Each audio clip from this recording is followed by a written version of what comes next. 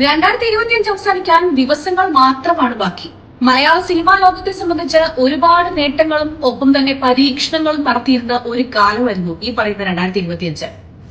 Indian സിനിമയ്ക്ക് ലഭിച്ച സ്വീകാര്യതയുടെ കണക്കുകൾ നമുക്ക് ഈ ഘട്ടത്തിൽ ഒന്ന് പരിശോധിച്ച് നോക്കിയാലോ.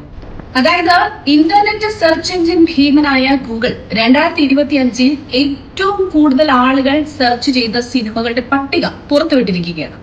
ഈ ദേശീയ പട്ടികയിൽ ഇടം നേടിയ ഏക മലയാള ചിത്രം നമ്മുടെ സ്വന്തം മാർക്കോ.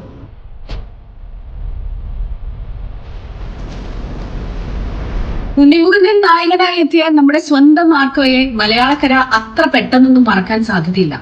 2024 അവസാനം, അതായത് ഡിസംബറിൽ റിലീസ് ചെയ്ത് 2025 തരംഗമായി മാറിയ ചിത്രം മലയാളത്തിലെ മോസ്റ്റ് വയലൻസ് ഫിലിം എന്ന പേരോട് കൂടിയാണ് പ്രേക്ഷകരിലേക്ക് എത്തിയത്. കേരളത്തിനകത്തും പുറത്തും പ്രേക്ഷകരുടെ ശ്രദ്ധ പിടിച്ചുപറ്റിയ ഈ ചിത്രം ആളുകൾ ഏറ്റവും കൂടുതൽ സിനിമ സെർച്ച് ചെയ്തതിൽ 6ാം സ്ഥാനത്താണ് എത്തിയിരിക്കുന്നത്.